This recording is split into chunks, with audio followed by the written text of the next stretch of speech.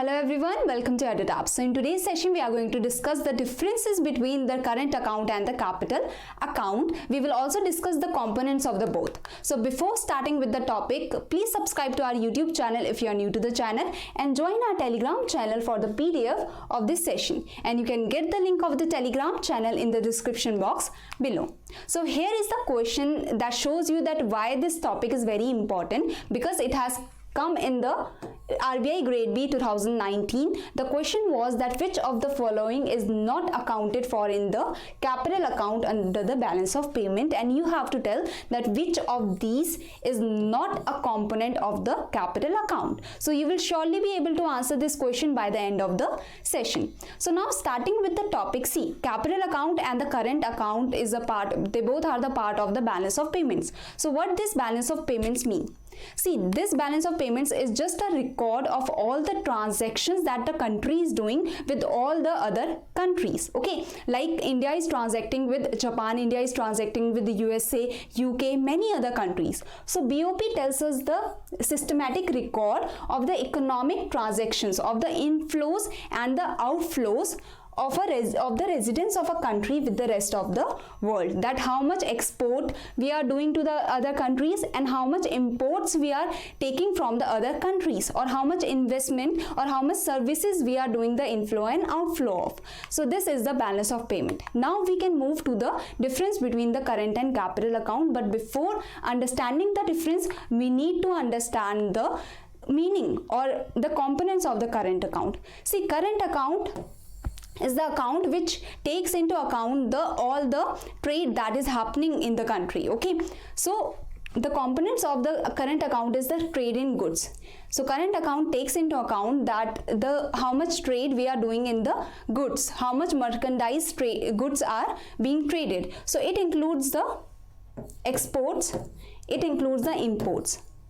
Export shows us the inflows of the income. Okay, it shows us that how much income is coming into our country, and import shows that how much income is going out of the country, because in export the other people, the Japanese people, maybe they are giving money to us to buy our goods, and in the import we are giving money to the Japanese people, we are doing the outflow of the income by taking their things. So next is trade in services. Okay, see, services are of two types. One is factor.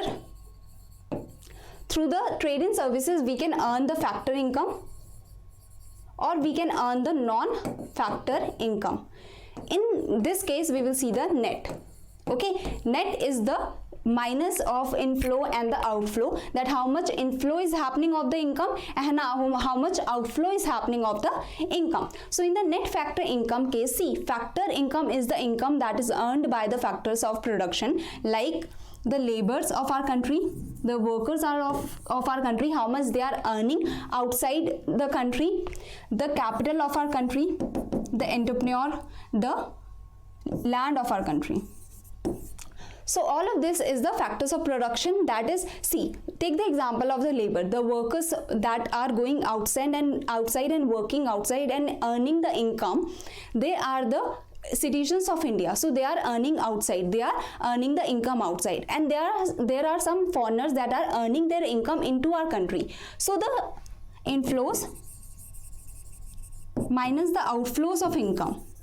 Inflows is the income that is earned by our citizens outside the country, and outflows is the income that is earned by the foreigners into our country. So that is the net factor income, that tells us the services that we are providing and the services that they are providing to us. Now comes the net non-factor income. Net non-factor income is the shipping services that we are providing, the tourism that we are providing. There are many the traveling services that we are providing that are not the conventional factor income, or that are not the conventional factor services, but we are providing these services. Okay, so we are getting some income when we are providing our shipping shipping companies providing the services to the USA, that is the inflow for us, and when the USA shipping company is providing the services to our country, that is the outflow. So that's why we are taking the net. Okay, how much we are providing to them or how much they are providing to us. So that was the trade in services that is happening. Then comes the transfer payments. See, in the trade in goods and trade in services, we are providing something, and that's why they are giving us the payments, they are giving us the income. But in transfer payments, what happens that it is a unilateral payment, that we are not giving anything or they are not giving anything, but we are just giving them the income, they are just giving us the income. That happens in the case of gifts or donations or the remittances. Okay, I hope you understand the gifts and donations. We are just giving them gifts, we are just donating in the other countries. But remittances, maybe I went to the other country, I become the citizen of the other country, and now I am giving my income, some part of my income to my family that lives in India. So that is a remittance. I hope you have understood. And it is a transfer payments because I am unilaterally giving something to my family. So this all comes under the current account, even the interest and the profits, the interest payments of the loans and of the loans that we are giving. There are some interest payments or the profits that we are earning, that also comes under the services. Okay, that also comes under the current account because they are the regular income that is earned from the capital. Okay, the interest payments that is earned from the capital, that's why it comes under the trade in services, and that's why it comes under the current account. Now we move towards the capital account. See, it makes either the assets or it makes either the liabilities into the country. Okay, when the investment is happening into our country, that is making the assets into our country. Okay, whenever there is a capital account, either we are creating some assets or we are creating some liabilities. So investment can happen through the foreign direct investment or the foreign portfolio investment. Inflow is when the investment is happening into our country. Outflow is when we are investing in the other country. Okay, so foreign direct investment means when the outsiders, when the overseas companies or the other countries are making the factories, making the companies into our country. Portfolio investment is just they are investing in our financial market, they are investing in our stocks, in our bonds, in our shares. So I hope you have understood the investments, that is they are creating some assets into our country through the foreign direct investment if they are doing in our country. Next is the external borrowings. We are taking some borrowings, especially the external commercial borrowings. The commercial sector of our country, their needs are not being completed into the country. They need some money, but they are not getting from the banks. So they borrow from the external sources. So that is the external commercial borrowings that creates the liabilities for our country, because the borrowings that they have taken, the loan that they have taken, they have to return it back. So that is a liability for the country. They can also take the short-term debt instruments. They also take the short-term debt. Okay.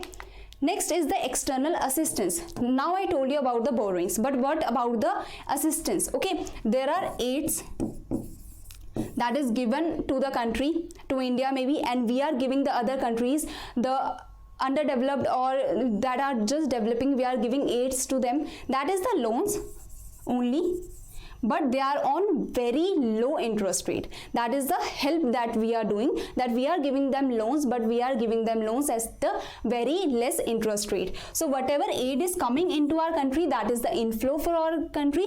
Whatever aid is going out of the country, that is the outflow for our country. Okay, that is the outflow that is happening. So this is the aids, I can say, or the loans that the government is taking. So this is the capital account. Either we are creating some assets or we are creating some liabilities through the capital account. Now we can see the difference between the current and the capital account. The current account deals with the trade balance, that is the trade of the currently produced goods and services through the direct payments, and there is a net income that we are earning or we are providing to the other countries. Then it is the capital account is the representation of a capital investments, the investments that we are doing or the investments that is happening into our country, and the expenditures that do not affect the trade of the country. So we are not affecting the trade of the goods, the trade of the services is happening in the current account. The capital account only creates the liabilities or the assets. So the next difference is that the current account have a direct effect on the increasing or decreasing of the direct flow of income. That is, when we are exporting, our income is directly increasing because the outsiders are giving us the money, giving us the income, giving the producers of our country the income. So the flow of money, flow of income is increasing. When we are importing very much, then we are giving income to the outsiders, to the outside countries, and our producers are not able to get the income. So the flow of income is reducing in our country because we are not consuming the goods of our country, we are consuming the goods of other countries. So capital account does not directly affect the income, it has a direct effect on the volume of liabilities and the assets that are being created in the country. Okay, I have told you that the current account also includes the interest rate and the profits because they are the continuous thing that is happening. They are a flow concept. Okay, the interest payments or the profits are not creating any asset or liability, that's why they cannot come in the capital account, and the interest and profits we are getting from the services that we are providing. That is the loan service, the capital that we are providing. So this is the difference between the current and the capital account. I hope you have understood. Now you can easily answer this question, I hope, and this is your homework question. The other homework question is that the balance of current account includes all of these things, except you have to tell that which component is not included in the current account. Okay. So the next thing is that many of you in the previous video, I have asked you all the question and many of you have written the right answers, and I am really happy that so many of you have given the right answers. Okay, thank you very much for this. Now there was a question, the second question, which some answered wrongly. So I will tell you the answer of this. The answer of this is disinflation of costly. Why not deflation? Because see, the price level was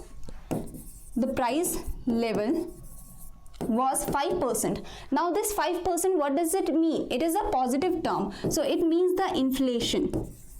There was inflation in the prices. Okay, so when the inflation, now the price level went down to 3%. So that is, it is still positive. That means there is still inflation into the country, just the inflation has came down, and then again to 1%, that is also positive. So there is still inflation, the inflation has just came down. So this is the disinflation, when the inflation is coming down into the country.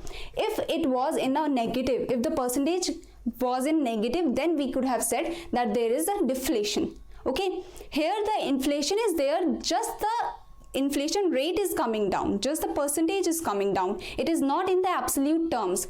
When we have said that the general price level is decreasing, then we are talking about the absolute terms, that the prices are decreasing from 100 to 80, 80 to 260. But here this is not happening. Here percentages are decreasing, and that also the inflation rate is decreasing. So I hope now the other students also that were confused in this question have understood this. Thank you very much. If you still have some query, you can mail us here or you can contact us through this number. Thank you very much.